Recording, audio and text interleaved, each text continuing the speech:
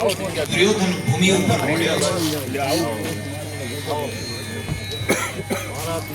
આવી અને દુર્યોધનને કહે છે